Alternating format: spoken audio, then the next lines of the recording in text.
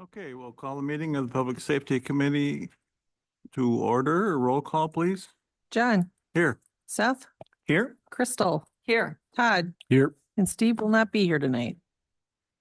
Okay, thank you. First period for public comment. Nobody? Number 3, review and approval of February 11th, 2025 meeting minutes. This is Crystal. I'd move approval of those minutes. Moved by Crystal, This is Seth. I'd second that. second by Seth. All in favor signify by saying aye. Aye. Aye. Opposed? Motion's carried. Number 4, discussion with possible action regarding temporary Class B beer license for Wild West Days on August 15th to 18th, 2025. Okay, they got their stuff in really early, so Yeah. they weren't gonna mess up because they got some different people that are doing the paperwork for them. So the first one is for the actual Wild West Days, which is the 15th through the 18th of August. Hours of operation, 10 a.m. to 1 a.m. In the Wild Rose Cafe, the Buckhorn Saloon, and then will be consumed on the entire Wild West Days grounds. So don't think there was any issues in the past. So they're just looking for their approval on that for their event in August. Okay. Anybody? This is Seth. I'd move to pass the Class B license for the Wild West Days for August 15th through the 18th. Todd, I second it. Moved by Seth, second by Todd. All in favor signify by saying aye. Aye. Opposed? Motion's carried. Number 5, discussion of possible action regarding temporary Class B beer license for Wild West Days Little Britches Rodeo on September 5 through 7, 2025. Okay, again, this would be on the Wild West Days grounds, the 5th through the 7th of September. Hours of operation again, 10 a.m. to 1 a.m. in the same locations as for the Wild West Days. Again, looking for your guys' approval. Todd, I'll make a motion to, which one was it? Oh, okay, yep, approve the temporary Class B beer license for Wild West Days Little Britches Rodeo on September 5th through the 7th. This is Seth. I'd second that. All in favor signify by saying aye. Aye. Aye. Opposed? Motion's carried. Before we move on, I just wanted to let you know that I did receive an operator license today. I didn't have it on the agenda, but I was hoping that you guys would just let me forward it to council next week after it's been through the thing. So, in case you see that on the agenda next week, I do want to let you know that I did have one. I just didn't have it on the agenda, so. All right, number 6, fire department presentation for year 2024. All right, Nate's got the PowerPoint. I'll let him bring that up. Hopefully.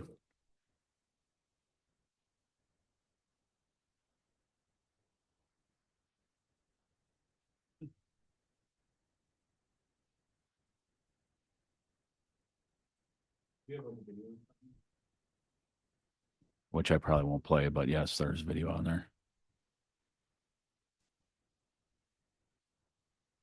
All right, so 2024 annual report for the Roca Fire Department. Go ahead. Threw in a picture there. Obviously, the big thing, one of the big things that happened last year is the groundbreaking for the new fire station. So some of you were there. So we thought it was important to put that up on there. So next slide. Meet your firefighters. So again, I won't read through everything, but please ask questions. I'll kind of scan through a lot of this stuff, but next slide. You can see kind of the years in there. Got a lot of young ones, which is good, but also a lot of training. Next slide.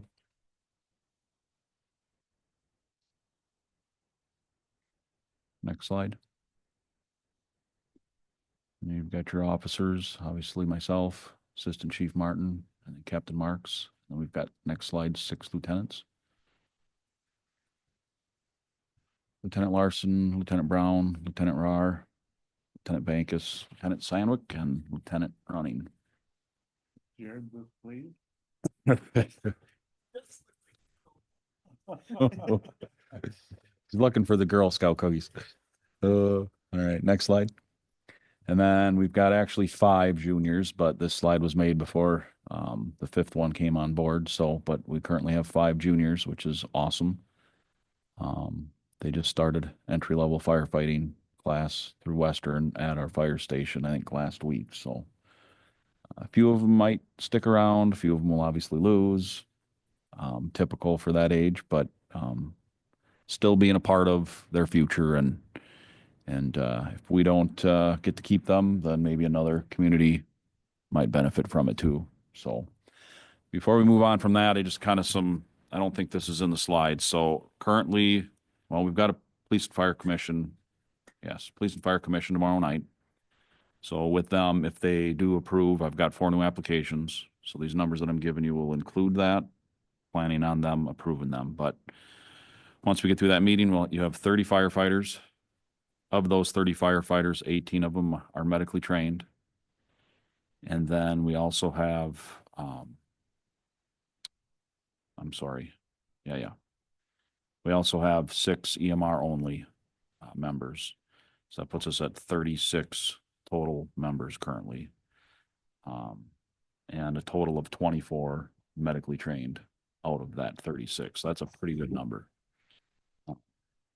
Took a while to get there, but So when they're approved, are they already done with their schooling and ready to go, or they have to Oh, start that good approves them to question. start schooling? good question. I don't have I do have the Training. names. So 2 of them already are trained. Oh. One of them was on the department years ago, Hmm. is planning on getting back on. Another one was on Westby Fire, lives in our area now, so would like to start up. So 2 of them are. Yep. The other 2, one is actually gonna do fire and EMS, and then the other one is thinking EMS. So they'll have to go through. The ones actually started some training. Actually, they're through EMT. Sorry, they're through EMT, and they just started entry-level firefighting. The other one is just getting into it, so it'll be probably a year. So, yep, good question though. So sometimes we get lucky and they already have some training, and we can jump them right in and just kind of get them more acclimated to how we do things. And then some you got to wait 6 months, a year before they, so, yep. So, yeah, go ahead, Nate. A lot of pictures. I think it's important so you can kind of see what we're doing. I'll kind of talk about a few of them. So the top left, that's Jenga. So it's 4x4s. Some people are like, oh, what are you doing with that? Well, we're using extrication tools. And so it teaches them how to operate the tools without smashing the wood, without knocking the pile over, which then equates to making sure that when you're working around victims or people that, humans, that you're careful around them and you know exactly how that tool works and you're being safe around them. So it's fun, but yes, yet they're learning something. It's educational. So we try and do that a couple times a year where they're having, it's all fun to a point, but really just, skills, and it kind of turning into a game, fun night or whatever. So the next 2 slides or the pictures at the top, both of them are juniors. And so we're working with them before they even start class. And that night we were working on breaching walls. You can see that 2x4 wall in the back that did have sheetrock on it until we let them go after it.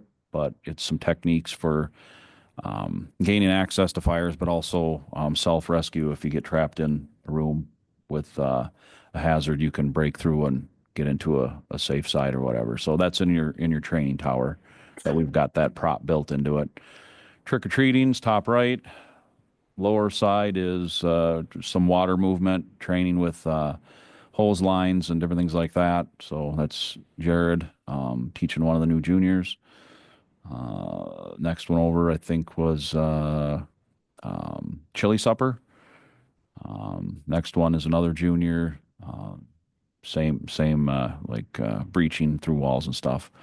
And then some more water movement with another junior. So one thing I've noticed with the new juniors is it's kind of given life to some of the other members that have been around for a while.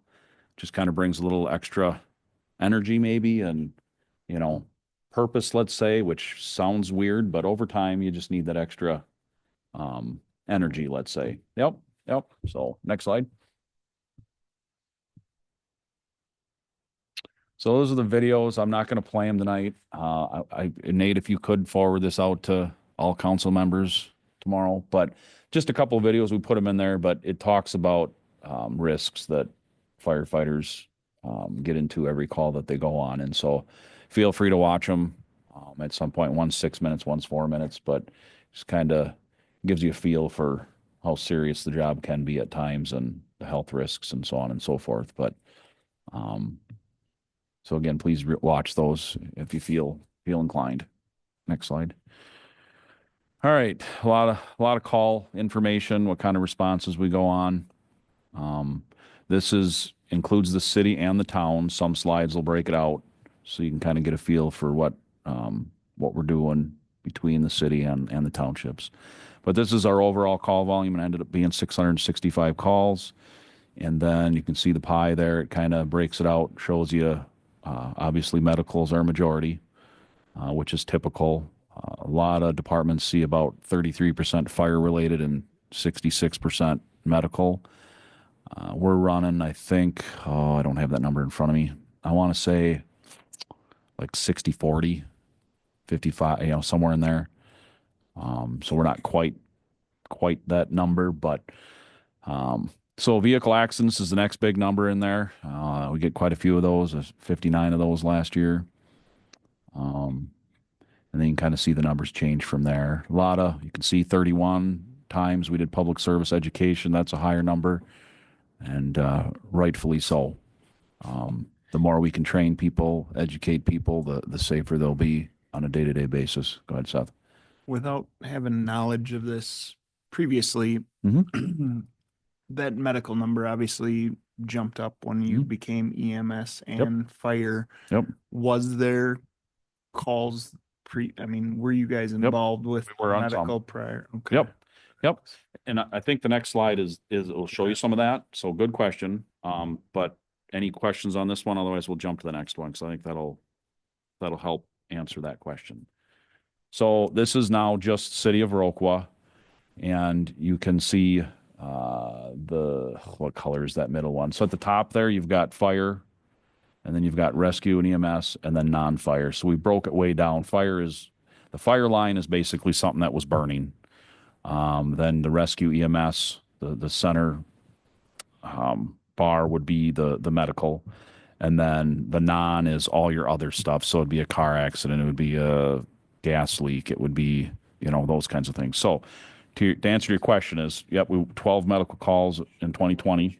No. Good question. So you can see how it went up. And so in 2021, we did 29 in the city. Again, this is just city numbers. And then in 2022, we started about July is when we started doing medical. So it jumped up to 173. And then 2023 was a full year, and that hit 308. And then 2024, it actually come down a little bit, but then you can see those non-fire ones went up a lot. And you'll see even it break down a little bit more on the next slide, but then over on that right, you can kind of see how it's really moved up. So it's starting to level out a little bit. So yeah, did that answer help? Okay, perfect. Next slide. There you go. So this kind of breaks it down. And I know it's hard to capture some of these because there's a lot of ones, and then you get into the medical and it stretches it out so bad. But that kind of gives you a little bit more of a breakdown. You can read across the top. We track as much as we can. That miscellaneous number, that's a tough one because again, you could break it out probably another 10 or 12 types of calls or whatever. And so you always have some miscellaneous and what's a good miscellaneous one? I don't know. There's so many things, like weird things, cat in a tree, not literally, but we didn't have any cats in the tree. We do every once in a while, but so it's just off things that fall into that one. But as you can see, a lot of them kind of flow very close. There's not a lot of big jumps. Alarm calls did drop last year, or 2023, but then they kind of bump back up. And then you can kind of see in the medical, again, that's that same thing, right? It shot up when we started doing that. But otherwise, this helps us kind of figure out what's going on. So brush fires, I always bring that up. Some of you have heard this before, but brush fires, structure fires helps us kind of track, like, do we need to educate a little bit more on, not burning when it's dry out, or, kind of track that. And same thing with CO alarms. If that gets out of hand, then we try and push information out about changing your batteries and getting your equipment, your furnaces serviced, and things like that. So, but nothing popped out this year. It's alarms were up. I think a lot of that has to do with a lot more people are buying alarm systems, and we're getting more like residential alarms. But aside from that, you can see most of those numbers really just, it's not a big bounce of, oh my gosh, something's going on here. So questions? Otherwise we'll keep moving. The alarms, are they wired into your station then, or are they No. phone calls? Yep. So With the- most of them are go to some kind of call center. Oh, okay. Yep. And then most of the alarm calls go into the county to the 911. Oh, okay. And there's a backdoor number or whatever that gets called. Yeah. And the PD takes some of them. There's some locations that goes into the PD, but most of them are a phone call to the 911. Yep. Good question. Okay. I think this will be one of the townships next, and I think it's important that you guys see that too. So town of Franklin, as you can see, 2023, they have the kind of the same spike, right? Because they were doing medical for them too. They had a really big spike in 2023. We had a couple of residents that had some serious medical problems, and so we were there a lot. Things, without getting into detail, things changed, either by assistance or whatever, then that number came down to where it really should be. So that's why you see that big drop for them in 2024. It's kind of shaping up similar this year so far. And then again, you can see how their stuff flows too, but it tracks the same as ours, right? Just smaller percentage. But those lines depict almost to a T what the city's seeing too. All right, next one. I won't talk a lot about it because it doesn't pertain to us, but again, you can see similar things like alarms and gas leaks. A lot of that is due to they have LP, but LP tends to not have as many leaks for whatever reason. It's weird, as the natural gas, but there's also hundreds and hundreds and hundreds of more gas services in the city than out in the county. Same thing with alarms. Again, there's not a ton of them out there. Got a lot of buildings, a lot of businesses in town that have fire alarms. So a lot of it comes from that. So, all right, next one. Jefferson, again, you can see the same trends, but for the most part, nothing that jumps out or whatever. It's similar. It's kind of interesting how it all tracks almost to a T. So next one. Same thing there. You can see they had a few gas leaks, a few alarm calls. Part of it has to do with they've got a couple of commercial businesses that have fire alarms out in their township. Franklin does not have many or any that are commercial that I can think of. Next one. Town of Roquo, again, similar to for whatever reason, they had a big drop from 2020 to 2021, but then it's back on track to climbing, kind of like how the city's been. Nothing out of the ordinary there. But again, just important for you to see. Same thing there. It's almost like mirroring the same one. Okay, so this is kind of an important one. So for 2024 total calls that we went on, this gives you a pie chart of what the city of Roquo's we're going on for city of Roquo. So 71% of our calls are actually in the city of Roquo. The rest of it is divvied up between the townships. Town of Roquo is the biggest township out of the three. So again, that really tracks almost exactly to population and so on with that. Mutual aid calls, we went on 15 last year. So that's about 2% of our calls. That's when we go help Westby or any Lafarge, all of them, at some point. This year alone, I want to say we're almost at 15 already. I don't have that number, sorry, so don't quote me exactly, but I want to say we're at like 12. And we're 2.5 months in. So we're gonna, yeah, a lot of structure fires, it's been crazy this year. So, Is there a certain radius that you'll go for mutual aid? Is there kind of a set yep. So that area that you the whole go? county, we Okay. provide mutual aid to the whole county, and they do at the same. Yeah. But then beyond that, we're part of a MABUS system, mutual aid box alarm system. So hypothetically, we could go anywhere in the or in the state.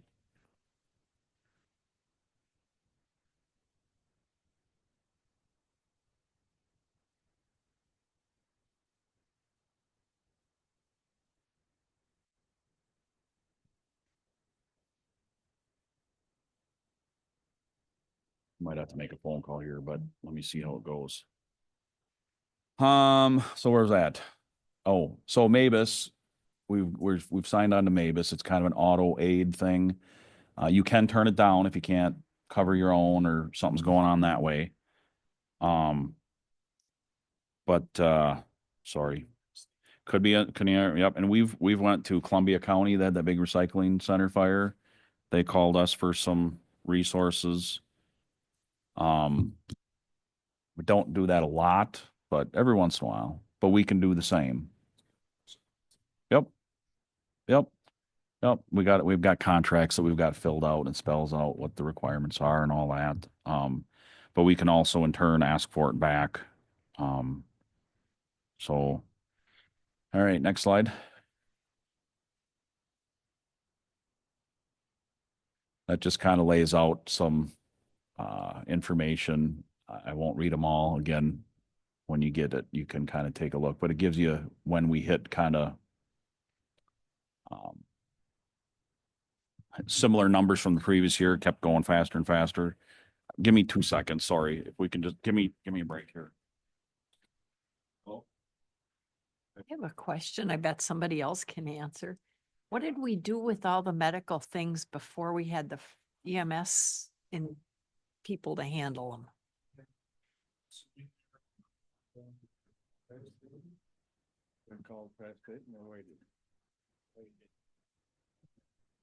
What was that, John? Medical before we had it, before what happened. Who handles those medical? Sorry. Yep, got a slide coming. No, this is good. That just means that you're thinking things that no, absolutely. So it's just kind of interesting how, we like surpassing December 12th in the top right there. We surpassed the 600 call mark, wasn't a huge, like 3 weeks or 2.5 weeks ahead of schedule or whatever. And so it's kind of makes me quiver, I guess, when I read them or think about it that way of how we've grown over the last couple of years, but still important for you guys to see. So next slide. So this will probably tell you a little bit of more medical. Yeah. So it kind of breaks out the years and percentage or whatever. You can see the percentage continuing to go up. Last year went down just a hair by a couple percents, but so over on the left there is more important. So out of the 407 medical incidents that we went on last year, 59 times we still had to ask for a mutual aid ambulance, which means it's about a 30-minute delay for that patient. Typically the ambulance either comes out of La Crosse, but probably more often it comes out of Iowa or Lafarge. So they've got to bring in a crew. They're same with us. We've got to call on people, respond to the station, pick up the ambulance, drive to Viroqua. So it can be upwards of 30 minutes. Sometimes it's quicker. So by us doing this first responder thing, they get care at least 25 minutes plus sooner, by doing that. It's also important to talk about 49 times last year. We had multiple medical calls happening at the same time, and we had to split up groups. And when we started this medical journey, we planned on using one of our trucks for medical response, and now we've got 4 trucks set up with medical. I mean, it's just crazy. I never expected it to need that. But we got to provide it when it's needed. So, before we started medical, it was well over 100 times, I think, that year where there was no ambulance available. And we really started pushing hard on Tri-State and said, hey, you got to do better. This is unacceptable. And they have gotten better. I got to give them that, but they've also gotten busier. And so it's like, he can only do so much, right? But then that last one's kind of important to talk about. So Tri-State still does transport. We don't transport. I shouldn't say just, we do the first response option, to where we can start providing them some care. We can do certain things, to help, either save them or, you know, get them to the hospital type of thing. So we went on 407 calls last year, but Tri-State, and don't quote me exactly because their numbers are so hard to read. I got all the spreadsheets and tried to digest it all, but from what I can gather, 911 calls, they went on 1,200 calls, in our fire district alone. I want to say there was another 400 or 500 transfers from hospital to hospital.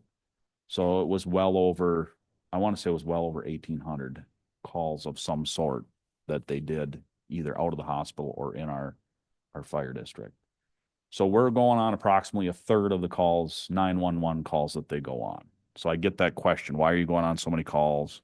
Do you have to be there for every ambulance call? You know, those kinds of things. The answer is no, we're not going on every one, and no, we don't have to be at every call. So we're going on a third of them, and we do look at that and try and tweak it and have conversations. But we've been on a lot of calls where it's, you know, it's something simple, a little difficulty breathing or whatever, and it goes from difficulty breathing to not a good day. And you cannot get that time back. And Chief Needfeld can agree with me on it. Like, you cannot get that time back. I would rather waste my time going there and doing nothing than to wish that we'd gotten paged. I'd rather be criticized for Correct. over responding than under responding.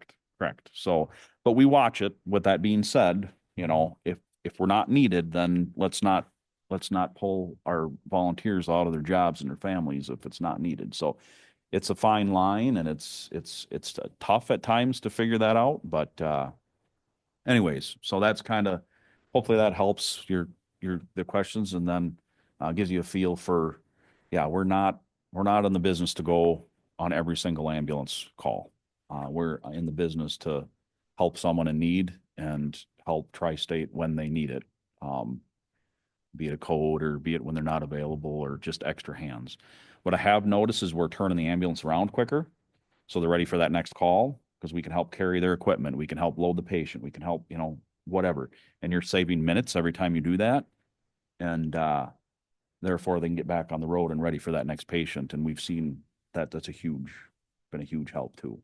So, And I'm sure the preparedness when they get there. Right. Yep. You know, yep. good grasp of what the emergency is. Yep. before they- Yep, exactly. So especially for those ones when Viola or Lafarge are coming in or Tri-State's delayed because they've got another patient. Yeah, when they get there, they basically, for the most part, can load the patient and go. They're not then starting, you know, assessing and stabilizing and paperwork and, you know, so it's work, there's expense, there's stress, but I really think it's been worth it. We've got a lot of people complimenting and saying it's so nice having that extra support, and family members just, you know, having that ability to see extra help, and, you know, just, you know, so anyways, yep. Cool. Okay. Next one. Yep. So again, it break down medical calls per city versus the towns. Again, it tracks almost exactly. About 73/4 of our calls are in the city. Another 25%, give or take, is in the townships. So it kind of tracks very similar. Next slide. Believe it or not, we did go on one medical call. What the hell is this one? Should be test page. All right. We did go on one medical call, helped with a cardiac arrest. For so an EMS call, which you don't see a lot. But right now they're on their way to help Westby first responders for something. So it does happen. This was kind of interesting. So on the left side there, we're kind of tracking when calls happen, more medical side of things. So from 6 a.m. to 6 p.m., we're seeing we saw 245 calls. And then 6 p.m. at night till 6 a.m., it was 173 calls. So let's not quite half, but a little bit more during the day. We intend to break that down a little bit more. A lot of times they'll do, 6-hour stints or whatever to kind of see, is it early morning? Is it early evening? Is it, whatever? But then the pie chart just breaks down what kind of calls we're seeing and what we're going on. Cardiac arrests were 8 calls last year, which is a fair amount. A lot of chest pains, a lot of difficulty breathing. But again, I won't bore you with reading them all off. You can kind of see how they break down. So next slide. Some more pictures, some house fire and a barn fire that we were at. Next slide. Fire prevention. Again, one of my favorite things. More you can educate the public, especially the kids, safer they are, and creates less hazards for us to go and deal with. So just kind of listed the different things that we went through. I try and participate in all of the fire drills at Broker Area schools, just making sure they're doing what they're supposed to and throw in a ringer here and there and make them think a little harder. At our open house, of course, Fire Prevention Week, but again, you can kind of see it's not 100% everything, but those are kind of the top ones that we try and do every year. Monthly newsletters, we started that, I think, in 2024. So once a month, we send out our call volume that we had for the previous month. And then we also put out a safety message, be it grilling, grilling safety. Right. I think this last one Daisy put out was for brush fires. Yep. How to be safe with that. So that's worked out well, kind of getting the safety message out, but yet informing people on how busy we were the month before and what kind of calls were going on. So we're going to continue doing that. Next slide. Well, it didn't go anywhere, did it? There you go. I was going to say, am I seeing the same thing? Just some pictures of us that most of them are those for fire prevention. We've got Blitz, the fire pup. We've had him for what, John, 3 years now, 4 years, give or take. Yeah. And boy, has that made a big difference with the kiddos. High fives and hugs, and they talk about them. They usually call him what do they call him, Blaze, or there's some cartoons with fire pups or whatever. Yeah. And so doesn't matter, whatever they can associate with, right? And so it's really fun getting him out there as often as we can. So next slide. Fire inspections, we're getting really close. We've got some violation issues that we're working through, but for the most part, we're finally getting a handle on at least getting into some of the places, or most of the places, businesses. So last year we did 410 fire inspections. I typically do the twice a year, the larger facilities. And then we've got that fire inspection company that helps us from out of the area. I won't get into the weeds too far with that, but going to be looking at maybe some other options and so on and so forth. We can do better. So, but it is slow but sure. We're finally getting somewhere, and I'm feeling better about it being organized and getting through the required inspections to try and make the businesses as safe as possible. So, any questions on that? Just other than it's going pretty good. Okay, next slide. So I don't really have, yeah, you had to put me in there. Don't really have a committee to take this kind of information to, but it seems fitting, in my opinion, to bring it to you guys because it does tie to safety. And so I figured it'd be good to at least start with you guys. So you can see on the top left there, the number of permits that are being issued or were issued, and then the dollars that were collected. It really jumped in 2024 for multiple reasons. The dollar amount skyrocketed. Part of it has to do with the fire station, the armory, the school, all those hit, and those are big expensive buildings, which in turn is higher permit fees. But again, just to track, you can see that shows that the city's busy, city's growing, people are, bettering their properties, permits are getting issued more. I would say there's still a fair amount that are getting missed because people aren't either knowing about what they're supposed to do. Some choose not to do what they're supposed to do. And I wish we had more time to track them down, but we catch them when we can and work through that. So, and then the zoning department still carries or handles some permits, and you can kind of see them down on the lower right there. Those permits are more admin permits, so they're really low fees, but it helps track the signs and the fencing and the small sheds, that kind of stuff. So again, just some numbers so you can see how that department's been growing too. The more we can do with permits issued, in turn, one is makes the project safer, right? It's getting done right. It's better for the homeowner. It's better for the resale. It's better for all that. But it's also tracking what people are doing. And at the end of the day, it's collecting the appropriate taxes for those properties. So a lot of times people will be like, I don't want to get a permit for my roof. My taxes are going to go up. No, I'm pretty sure your taxes won't go up because you got a roof. You need shingles on your roof, right? So it's like you do additions or you go from really, basic siding to fancy siding or, what are that, things like that. And like, oh, okay, that makes sense, so kind of just educational, right? I will say that one thing that we do at Board of Review, when we have to sit there for 2 hours and we have nobody there, Right. we do go through that listing of building permits just to make sure that the assessor has Caught them. notated them. Yep. Yep. Because sometimes it's like, oh, well, they're not finished yet, but at least they're keeping an eye on it, just as Yep. an extra layer, Perfect. just so you're aware of that. Yep. No, that's awesome. Perfect. Yep. So, next slide. I think we're getting close. That might be the end. Nope, a little more.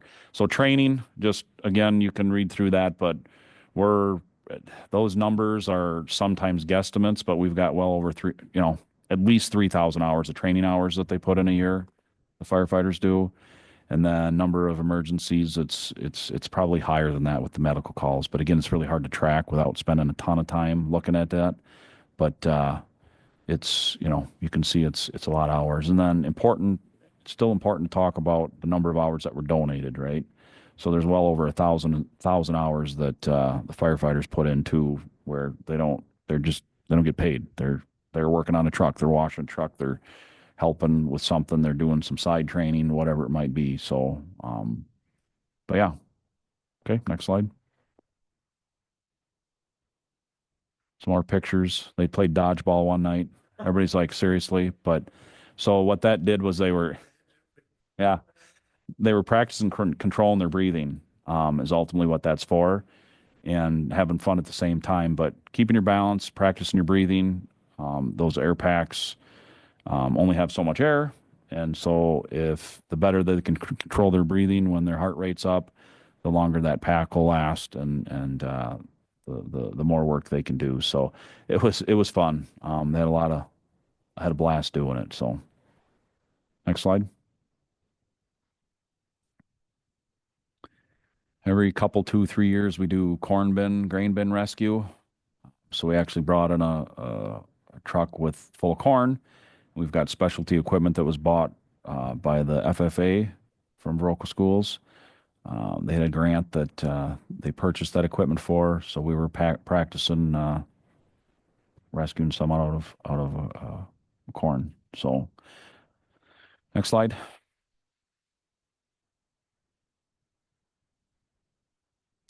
Again, just some more pictures of training. A lot of egg training. Some EMR training. That was a simulator that Western Tech had, and it was the most real simulator Rick, have you seen that? It's insane that it real birth, essentially. It was crazy.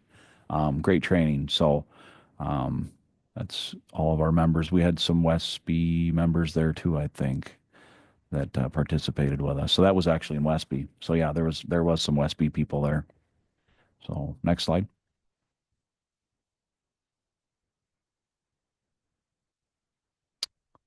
Again, just some a lot of community service, which I believe is as important, if not more important, than what what we're here for. So next slide. Awards banquet. Talked a little bit about that. Won't get into detail, but every year we do that, spring or January, February area. But we always recognize individuals for just going above and beyond, and they really shine throughout the year. Next slide.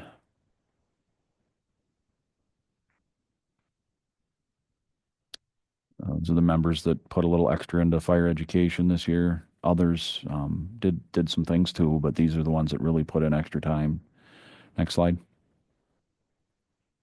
Years of service pins. Every 5 years, we hand out a pin to show how many years they've been with us. Next slide. And Mr. Thompson, his Lifetime Achievement Award. So I don't know if anybody's seen that picture, but that was him a few years ago. I don't know how many years, but a few years. But I think all of you were here for that night when I presented that award to him, but we thought we'd recognize him again in the slide. So next slide. Again, we've talked about most of those, but we help with parades, help the PD with traffic control, whatever. So yeah. Oh, I think the bottom one's kind of important. So Western Tech, I talked about that before. Last year, we believe they ran approximately 120 firefighters through our station and our training tower. Some of them are our own members. A lot of them are from out of the area, our partners around the county and even farther out. And we figured that equated to over 5,000 hours worth of combined training. Pretty impressive. Being able to keep that close here, easier for them to travel. You get a little more buy-in. They don't have to travel so far for the training. So it's definitely well worth it. And with the new station, that'll make it even better. So next slide. I think we're done here. It's gotta be the last one. Oh, more pictures. You can keep going, Nate. Go to the next one. Next one. Well, a lot of those from the chili supper for the Toys for Tots that we do.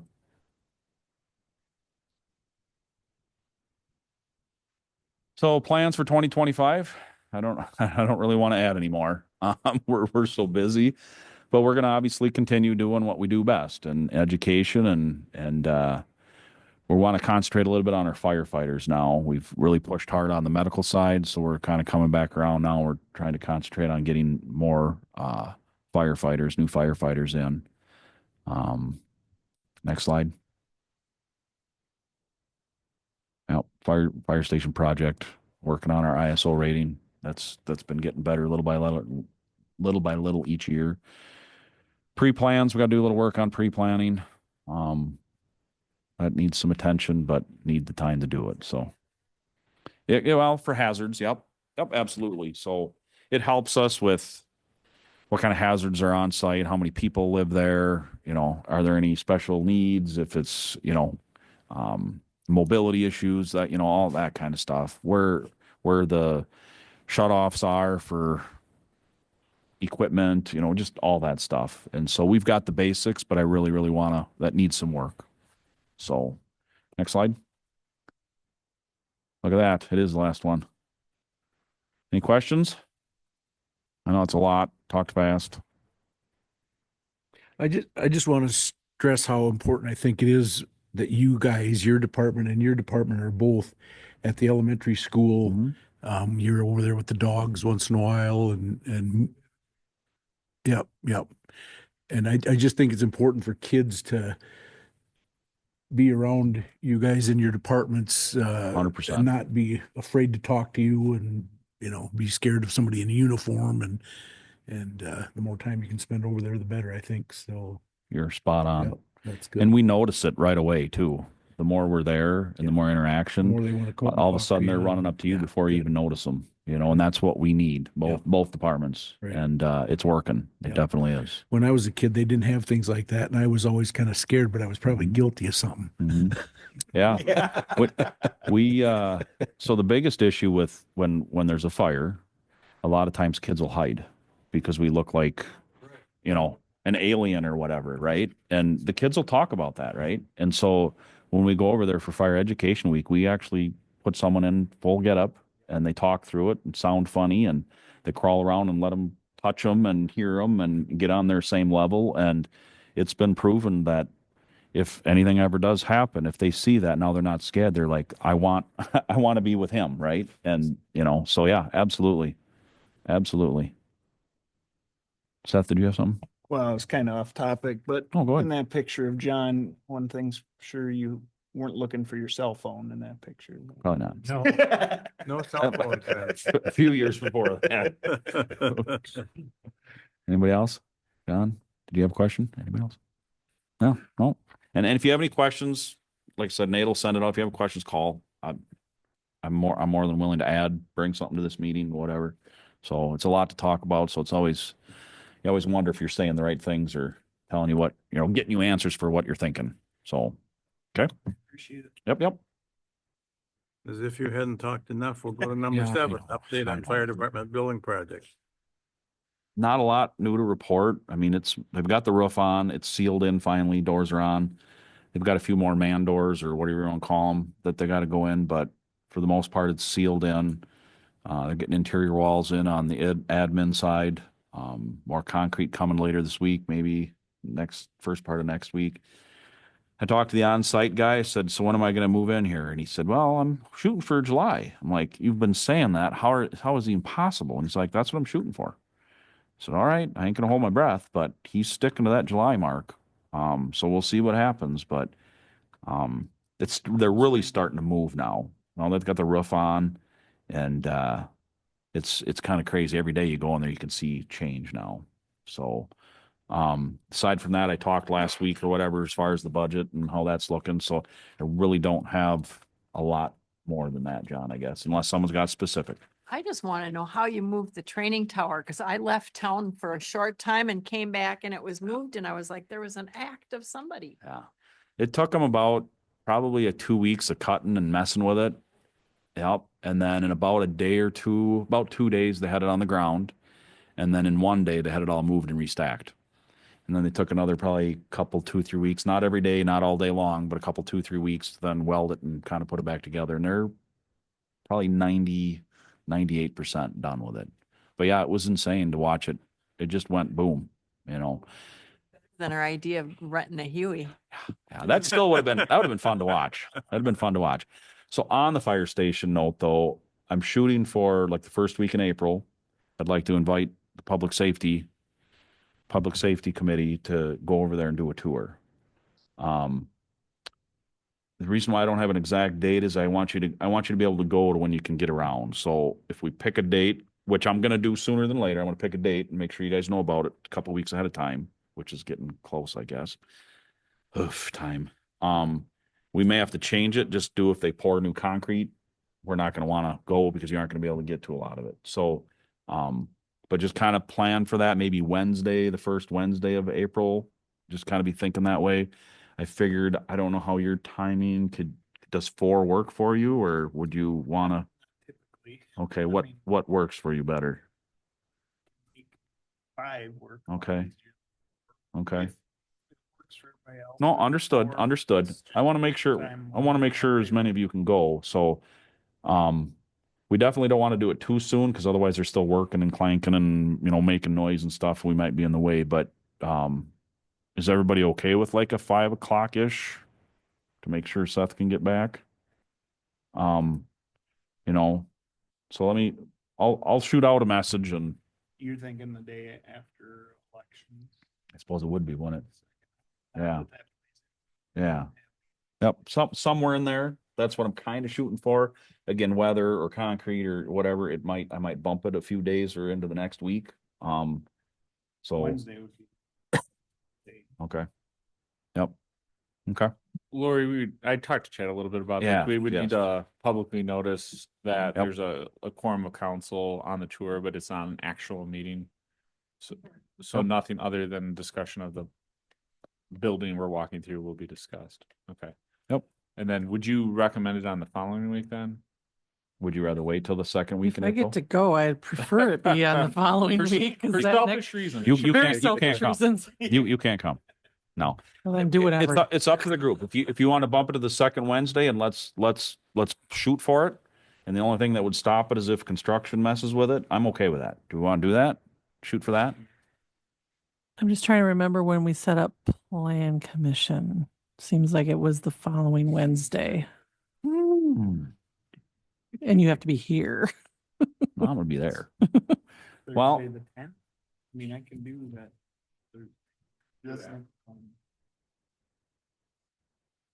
Works, whatever. We're gonna want it as much daylight as possible. Right. Oh, that's May. We're not going that far. That's here. What did we say? The 10th? Right. But Lori's saying that one won't work. Right? I'm just saying you have plan commission at 5 o'clock on the 9th. Which will probably plan for an hour, so it'll be 6 o'clock. Those projects for 321 are gonna have to come back at some point. They're not gonna be able to make it on the next one, so I wouldn't. That Wednesday night is probably a bad idea. Right. I understand. Yep. Let's digest it. Let me talk to Lori. I could shoot you guys out a thought. That way we're not hashing it out too hard here. But anyways, I want you guys to see it where it's at. And then we'll go from there. So, okay. Perfect. I'm good on the update then. Yeah. Okay, police and fire department updates. Rick, you wanna? Yeah, talk take the for a floor bit? for a while. All right, thank you. Just a few things of what's been working on our end. Went to training with the Cooley Region Chiefs Association and then the State of Wisconsin Chiefs Training. They are coming down with, which is actually great, officer wellness. It's a mandate for all officers to talk to somebody once a year. And then also with that, it's going to have a relationship with a medical facility. So they would also have psychological evaluations or fit to duty. So then if you have a traumatic event or a use of force, a shooting, it puts the liability off of the city just to make sure that that officer is pretty much cleared to come back. So that policy is written. It'll be updated here shortly on our end. That took quite a bit actually, but just, there's a lot of medical and, legal jargon that we had to do. But again, we have Lexipol, which is a company we pay for, and they helped or did a great job with me writing that. Realistically, our calls are pretty steady right now, except for frauds and scams. Those are, for whatever reason, this past January and February are pretty through the roof right now. A lot of them aren't being scammed, it's being notified of stuff. But just anyone listening out there, just always tell your constituents to give us a call if they heard of something. We can do press releases or find out, or even if they just got a phone number, that actually helps. So just give us a call, even if they didn't give them any money. Kind of off of what Todd said, other things that I've been working on. So you were talking about the school. So we I kind of not mandated it, but if they're allowed to, especially at the beginning and at the end of school, they have to go to all 4 schools, mornings and at least in the evenings. Most of them, to be honest with you, they like the elementary school kids a little bit more, but they get more high fives there. But they have been there so much that actually Westby requested Robert and his K-9 to go there. So we got the okay from the Westby Police Department, but because we didn't want to step on their toes, but they don't have a K-9, but they wanted Robert. They wanted actually our officers there. So Robert's been to Westby, not at a cost to the city in any way. Minus, I guess, the gas to get there, but just off duty, volunteered his time at Westby. And I've gotten so many thank yous and cards from their school district as well. So just even, it's branching out a little bit, but that has been a huge, I can't agree with you more how rewarding that is. And then just, not being afraid, but realistically, they tell us stuff, especially the older ones. They're like, yep, if they can put a face to it, they will tell us what's going on at, after hours or curfew or those type of things. So with that, also, I'm actually doing quite a few things with the school. Sadly, Tom's leaving, but Tom was a pretty good proponent of a few programs. So I'm actually with the school. I'm not a huge fan of DARE. just for the mere fact of it kind of limits just the drugs. So actually Trumbull County and myself, Trumbull County initiated this. They're the first one in the state of Wisconsin. So it's called Badges. I'm going to jump on it with Viroqua School District as long as the new superintendent's okay with it.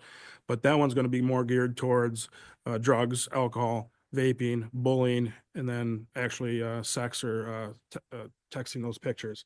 So it kind of even hit home a little bit with the kid up in, in Wisconsin here, but that is a very real thing that actually happened to us up north. So I would love to kind of branch out into a bigger with the school district with that. So that's taken a lot of at least my energy, but I hope that they find the funding or at least give us a couple hours, a month or even a semester to allow us to kind of talk about those certain things with the school district. With that, I was going to implement it last year, but we had a little turnover. But we're doing baseball cards. So kind of off of what you said, I've never said this to the board here, but you're going to have 12 individuals on a baseball card. The kids actually have to come find the officer. And then once they get all 12 cards, they have to turn them into the PD and then they get a bigger reward. I got some businesses that, it's not just like a ice cream cone, for wearing their bike helmet. It's going to be a little bit bigger. So it's going to be an incentive for them to try to find all 12 of them. So hopefully that will be done. I just got to take a picture of Justin here, but our new officer and get those printed. But for the most part, those are those type of programs that we already do behind the scenes. Kind of like, even Chad just, it's hard to be humble or gloat yourself or gloat your staff a little bit, but I don't, you don't like doing that, but you got to sell yourself a little bit. But yeah, those programs already kind of exist, but you kind of hit it on. I can't wait for this baseball card to take off. So other than that, yeah, reading at the schools. Chad mentioned it in his thing. We did that pretty much all last week, March 3rd through the 8th, because of Dr. Seuss's birthday. If you saw us, it was comical. Our dispatchers were dressing up as Dr. Seuss, and we had so many pictures and stuff out there. They were having fun with it, and we got a lot of fun compliments on that. Bike rodeo is going to be partnered with Good Shepherd at May 3rd. So we're going to do a bike rodeo, which is teaching skills and hand signals, and then it's free to the public. We're hopefully going to get a whole bunch of bike helmets donated. Some bikes have already been donated. So if less fortunate or even somebody that doesn't have a helmet, we hopefully can give every kid there a helmet. So that'll be May 3rd. Honestly, I think that's, and the evaluation. So I created a new program. So I'm going to do self-evaluations, and then the supervisors or myself are going to do the evaluations on the officers just to see where they're at, how they're going to grow. I think Nate and I mean, to be blunt, evaluations are only as good as whoever's doing the evaluation. So part of me, I never really liked them. This is my first time kind of doing it, but we're so young. I would really like to see what their goals and aspirations and kind of just track their movement throughout their career. So that will be coming.